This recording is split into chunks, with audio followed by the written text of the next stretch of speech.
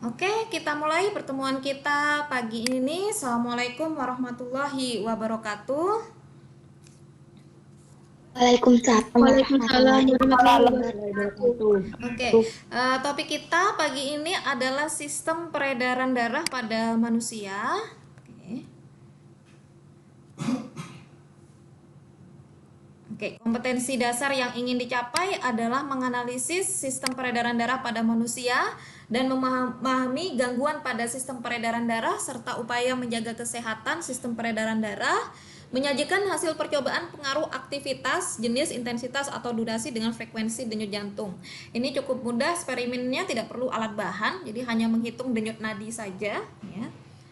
Oke, kemudian indikatornya cukup banyak, mendeskripsikan fungsi darah. Nah, ini membuat model komponen penyusun darah yang sudah saya tugaskan di eksperimen. Nanti saya jelaskan bagaimana langkah kerjanya, mendeskripsikan karakteristik masing-masing komponen penyusun darah, menjelaskan fungsi masing-masing komponen penyusun darah, menjelaskan keterkaitan antara tempat tinggal dengan jumlah sel darah merah dalam darah, mendeskripsikan proses pembekuan darah, mendeskripsikan karakteristik golongan darah A, B, AB, dan O. Meskipun ini sebenarnya akan lebih diperjelas lagi ketika kalian SMA ya. Jadi ini hanya pengayaan saja.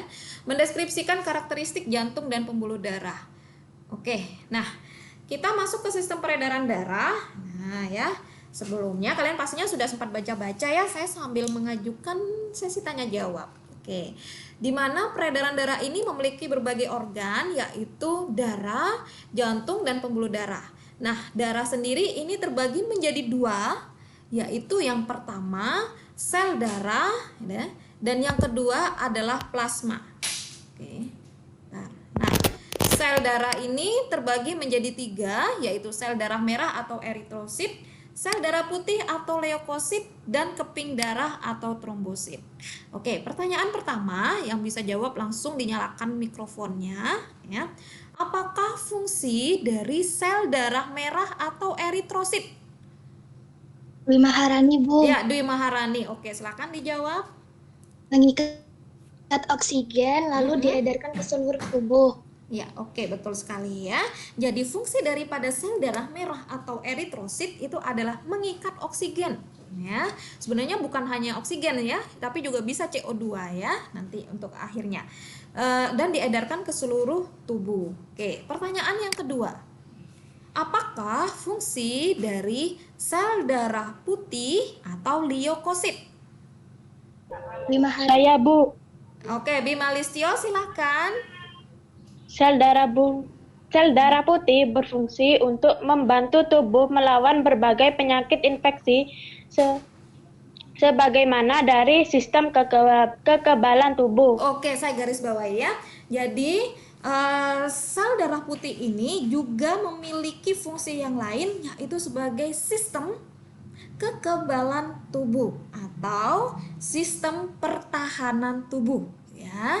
Jadi kalau ada pertanyaan siapakah yang berfungsi sebagai sistem pertahanan tubuh, maka jawabannya adalah sel darah putih atau leukosit. Oke, jelas ya. Nah, sekarang pertanyaan yang ketiga, apakah fungsi dari trombosit atau keping darah? Oke, Daniel ini udah siap dari tadi. Ya, oke, Daniel, silakan Daniel. Oh enggak, Daniel nggak mau jawab. Nabila Afnan sekarang. Oke, silakan Nabila Afnan. Fungsi Halo. trombosit, Heeh. fungsi trombosit adalah untuk menyumbat pembuluh darah yang rusak, mencegah kehilangan darah. Oh, Daniel barusan japri saya mic-nya error. Ya, oke, nggak apa-apa. Jadi yang pertama fungsi dari trombosit atau keping darah itu yang utama adalah membantu proses pembekuan darah. Oke, udah baca-baca dulu berarti ya kalian nih materinya. Oke, saya lanjutkan. Nah, sekarang saya kembali ke layar lagi. Oke. Oke, sudah terlihat ya di sini gambarnya. Nah, eksperimen kalian yaitu membuat model komponen darah. Ini beberapa banyak yang japri dan bertanya pada saya. Oke, saya jelaskan. Nanti silakan kalau ada yang mau ditanyakan soal eksperimennya bisa langsung ditanyakan sekarang ya. Oke, nah jadi teknisnya membuat model komponen penyusun darah itu sebenarnya bahannya hanya 3 saja, yaitu minyak ya, kemudian air, dan pewarna makanan warna merah. Ingat, warna merah ya. Jadi jangan sampai ada yang bilang, Bu, saya masih keluarga bangsawan darah biru, jadi saya pakai pewarnanya biru. Enggak ya, meskipun kalau keluarga bangsawan darah biru, tetap warna darahnya tetap merah ya. Oke, jadi hanya 3 bahan tersebut. Nah, memang harusnya menggunakan tabung reaksi. Berhubung kalian tidak bisa saya datangkan ke sekolah, saya juga minta izin, ternyata tidak dapat rekomendasi kalau mendatangkan siswa ke sekolah meskipun itu untuk praktikum di laboratorium. Jadi mau tidak mau kalian harus eksperimen sendiri. Nah, bagaimana cara mengganti tabung reaksinya? Kalian bisa mengganti dengan bahan lain, yang penting bening di bagian luar, karena kalau nanti bahannya tidak bening, nanti tidak terlihat warnanya ya. Kemudian jadi minyak dan air kita masukkan ke dalam tabung atau dalam botol kecil boleh, yang kalau bisa ukurannya sama, Bu. Kalau ukurannya beda dikit nggak masalah ya. Kemudian kalau sudah diteteskan pewarna makanan secukupnya, warna merah, Bu, berapa banyak secukupnya, artinya jangan sampai terlalu banyak sehingga warnanya menjadi hitam sekali, atau terlalu sedikit akhirnya warnanya jadi pink ya. Jadi kalian bisa memperkirakan. Kemudian dikocok ya, dikocok sampai benar-benar tercampur. Ingat ya, dikocok sampai benar-benar tercampur. Oke, karena sebenarnya prosesnya kalau pada laboratorium itu menggunakan alat namanya sentrifugasi ya. Jadi pemutar itu ya. Jadi sehingga nanti bisa memisahkan bagian-bagian atau komponen-komponen dalam darah. Kalau sudah setelah dikocok sampai benar-benar larut, kemudian dibiarkan, diendapkan. Nah, kemudian di tugas eksperimen kalian difoto ya hasilnya, kemudian kalian tulis mana sih sel darah merahnya dari hasil eksperimen kalian, mana sel darah putihnya, mana keping darah, dan mana plasma darah. Ya, kalau plasma darah jelas terlihat ya di sini sangat terlihat sekali karena dia berada di bagian atas. Oke, ada yang mau ditanyakan dulu tentang eksperimennya? Sudah cukup jelas kira-kira? Oke, ada yang mau ditanyakan? Oke, tidak ada ya? Oke, kalau tidak ada saya jelaskan.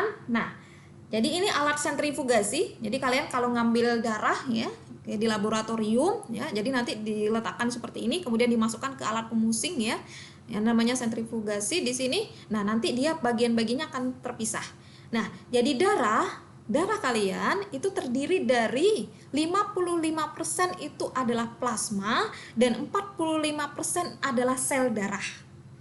Ya, plasma ini isinya apa saja sih ya? Plasma ini sebagian besar terisi dari air. Kemudian ada garam ya. Garam ini ada yang mengandung magnesium klorida ya. Kemudian protein plasma, yaitu protein yang terdapat pada darah ya, yaitu protein albumin ya. Kemudian ada fibrinogen juga. Kemudian ada zat-zat lain ya. Kayak misalkan glukosa, vitamin, dan yang lain. Ini terdapat di dalam plasma. Kemudian sel darah sendiri ya tadi sudah dijelaskan terbagi menjadi 3, yaitu eritrosit atau sel darah merah, kemudian leukosit dan trombosit. Nah, biasanya sudah ada jumlah normalnya. Oke, jadi misalkan kalau kurang, oh berarti kalian anemia, kekurangan ini ya. Kemudian kalau leukositnya berlebih, maka khawatirnya teridentifikasi leukemia. Jadi seperti itu fungsinya untuk mengetahui jumlah normal masing-masing sel darah. Kemudian kalau trombositnya kurang, diidentifikasi terkena demam berdarah dan lain sebagainya. Seperti itu contohnya. Nah, apa fungsi sel darah merah? Tadi sudah dijawab oleh temannya ya. Jadi di sini adalah mengikat daripada oksigen dan nantinya juga karbon dioksida. Kemudian leukosit dia adalah sistem pertahanan dan juga sistem kekebalan tubuh.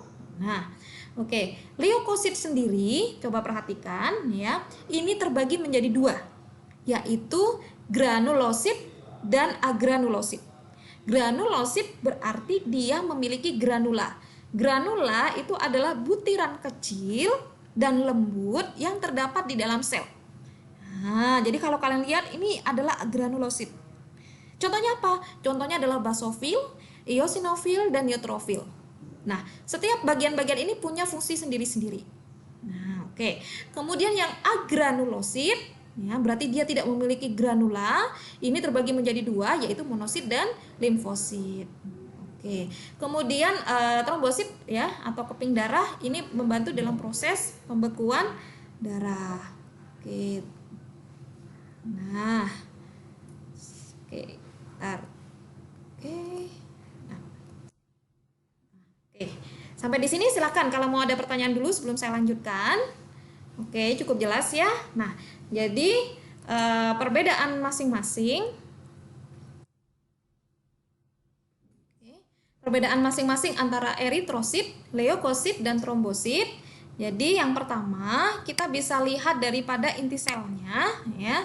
Nah, kalau pada eritrosit kita lihat di sini dia tidak punya inti sel, begitu pula trombosit, sementara leukosit punya ya. Bisa terlihat tadi ya leukosit ada punya inti sel ya. Kemudian hemoglobin itu jelas hanya dimiliki oleh sel darah merah.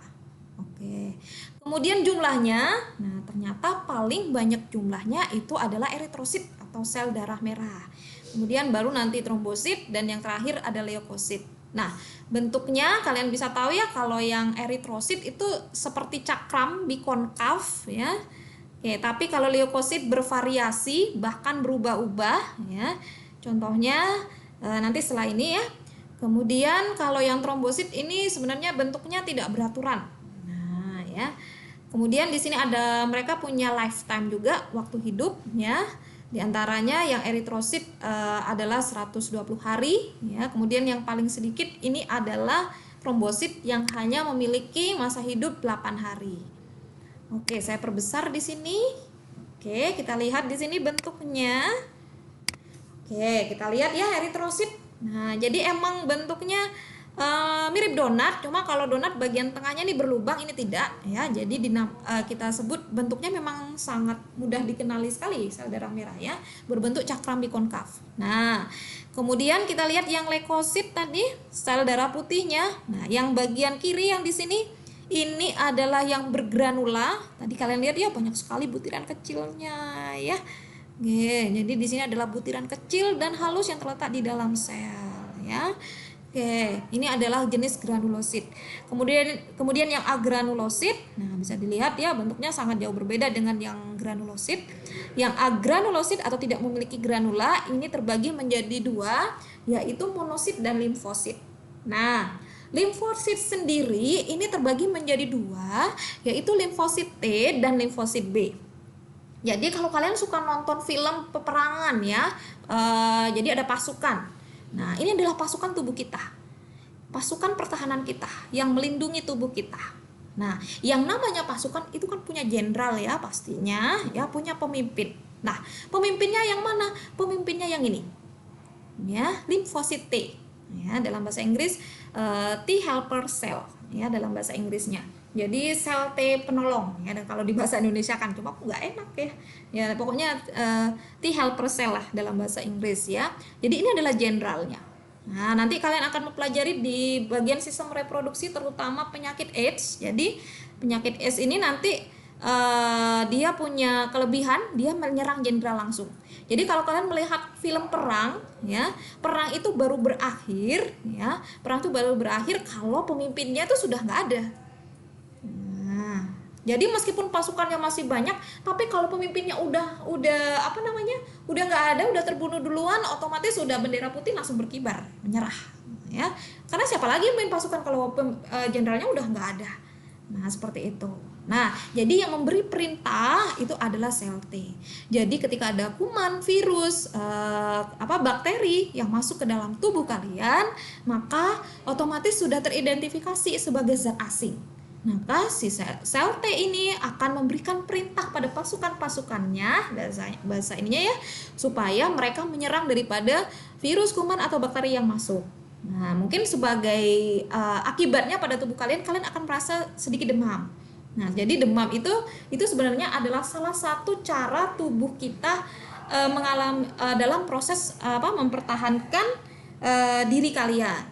Ya, sehingga itu kenapa ada beberapa dokter, bahkan sebenarnya dunia medis di luar negeri itu mereka tidak akan serta-merta memberikan obat penurun panas jika demamnya masih kurang dari 3 hari ya. Atau bahkan kalaupun kurang dari seminggu mereka tidak akan serta-merta ini memberi, kecuali mungkin ditambahkan dengan gejala yang lain. Kalau hanya demam biasa saja mereka akan menganggap oh ini adalah proses alami yang terjadi di dalam tubuh kalian dalam melawan kuman atau virus atau bakteri yang masuk ke dalam tubuh kalian. Ya, oke. Nah, kemudian ini trombosit. Nah, keping darah. Nah, bisa dilihat. Nah, oke. Nah, ini tahapannya. Ya, jadi ketika terluka, maka trombosit atau keping darah ini akan membantu untuk mengeluarkan trombokinase, di mana trombokinase ini akan mengaktifkan protrombin sehingga menjadi trombin yang dibantu dengan vitamin K dan ion Ca2+. Jadi fungsinya vitamin K ini turut berperan serta dalam proses pembekuan darah. Ya, bisa dibayangkan kalian terluka, kemudian darahnya keluar dan nggak berhenti-henti, bisa dibayangkan ya. Nah, ini berarti ada bermasalah. Nah, ini pernah terjadi. Jadi ceritanya mungkin ada yang pernah pergi ke dokter gigi, ya, kemudian melakukan ini loh, apa itu, membersihkan karang gigi, ya. Ada yang pernah ke dokter gigi dan membersihkan karang gigi. Jadi ceritanya ketika dibersihkan karang giginya itu kan akan keluar darah. Nah, kemudian si orang tua ini tidak tahu kalau ternyata anaknya punya sedikit gangguan di bagian ini. Jadi ketika dibersihkan darahnya akan keluar terus-menerus ya. Biasanya memang saya sendiri pernah melakukan proses itu dan memang hari pertama dia akan keluar terus darahnya, kemudian menggumpal biasanya. Kemudian besok itu sudah tidak ya. Nah, ternyata si anak ini keluar terus-menerus dan nggak berhenti-henti ya. Sehingga darahnya terus saja keluar ya, dan akhirnya meninggal ya karena kekurangan darah. Jadi memang dia tidak teridentifikasi sejak awal kalau dia memiliki sedikit gangguan di bagian trombositnya ya, atau proses pembekuan darah. Nah, jadi kemudian trombin ini dia akan mengaktifkan fibrinogen sehingga menjadi benang-benang fibrin. Nah, benang-benang fibrin inilah yang nantinya akan menutup daripada luka. Oke. Sekarang saya kasih satu pertanyaan ya. Oke, ada yang mau ditanyakan dulu? Ini untuk materi darah sudah selesai. Topik darah. Silakan kalau mau ada pertanyaan. Oke, ada yang mau ditanyakan? Oke, kalau tidak ada, pertanyaan saya, di manakah, ini masih berhubungan dengan topik kemarin, di manakah tempat dihasilkannya vitamin K? Oke. Di Maharani. Dwi Maharani. Oke, silakan. Di usus besar. Iya, betul sekali, di usus besar ya. Kemarin sudah ya dibahas ya. Jadi usus besar itu salah satunya ada menghasilkan vitamin K. Nah, fungsinya apa vitamin K ya? Ini ya, membantu proses pembekuan darah ya. Oke. Oke, silakan kalau ada pertanyaan sebelum kita masuk ke bagian yang lain, yaitu jantung. Oke, silakan kalau ada pertanyaan. Oke, tidak ada ya. Ya. Oke, saya lanjutkan dengan jantung. Ya. Oke, kalau kita lihat jantung ini bentuknya seperti ini, ya. Oke. Nah, ya. Ini sudah sebenarnya ya. Waktu SD mungkin kalian sudah mempelajari ini, ya. Oke, jantung itu pada dasarnya fungsi utamanya adalah memompa ya, memompa darah dan nanti akhirnya mengalirkan ke seluruh tubuh. Oke, sebenarnya jantung ini tidak masuk dalam topik kita hari ini, rencana saya the next meeting. Oke, ini buat pembuka saja, nggak apa-apa ya. Jadi jantung ini tersusun atas 4 ruang. Nah, jadi ini tergantung dari bebas ya, mungkin ada beberapa sumber memberi nama dengan nama serambi dan ada beberapa sumber yang memberi nama atrium, sama-sama betul ya, oke ya. Jadi yang bagian atas itu adalah serambi atau atrium, yang bagian atas. Kemudian yang bagian bawah itu adalah bilik atau ventricle.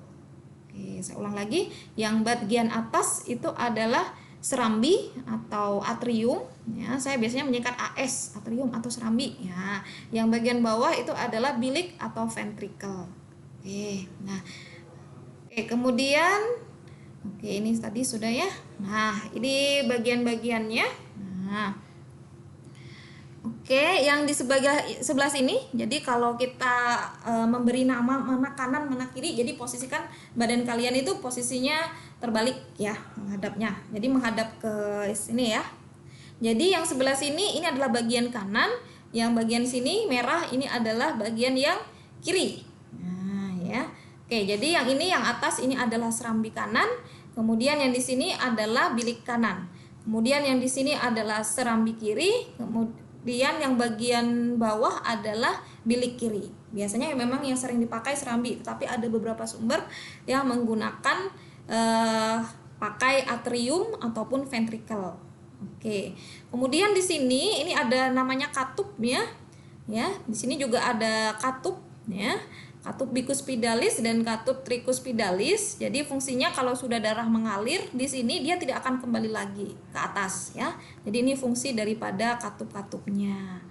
Ya, oke. Jadi seperti ini. Nah, oke. Di sini lebih jelas ya katupnya. Nah, di sini ada katupnya.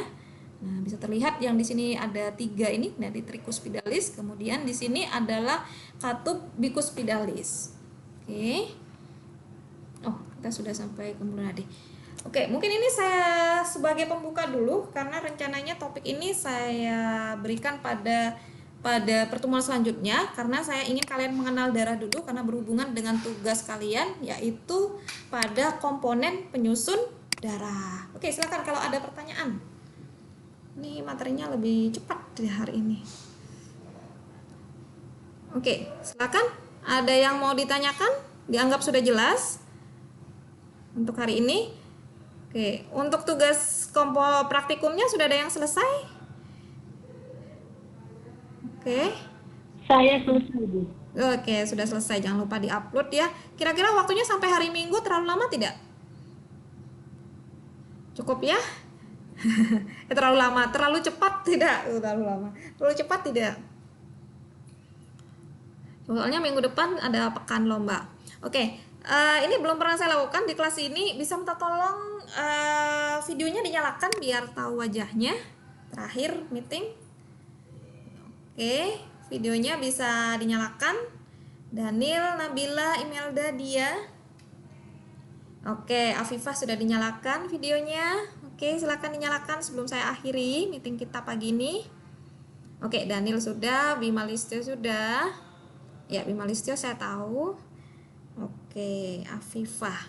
Banyak yang pakai kacamata juga ya. Nadia, Dwi Maharani. Oke.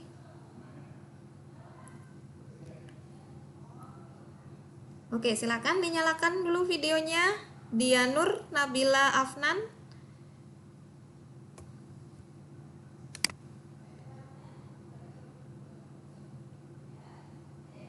Oke. Oh ya, dia. Oke. Saya berarti. Oke, dia. Nimade. Oke, Nimade. Ini punya kakak kelas 8 ya, Nimade? Apa kelas 9? Kayaknya yang ada Nimade-nya ada 9. yang kelas 9 ya? Iya. Yang kelas 9 ya? 9 apa? Iya. 9B apa D? 9B. Oh, 9B. Oh, berarti betul. Oke. Ya, oke. Terima kasih. Diana belum? Nadia? Oke. Nah, Diana. Oke, untuk materi darah ada yang mau ditanyakan dulu? Cukup jelas ya? Oke, Diana. Oke, Nadia. Ini Nabila. Mana Nabila?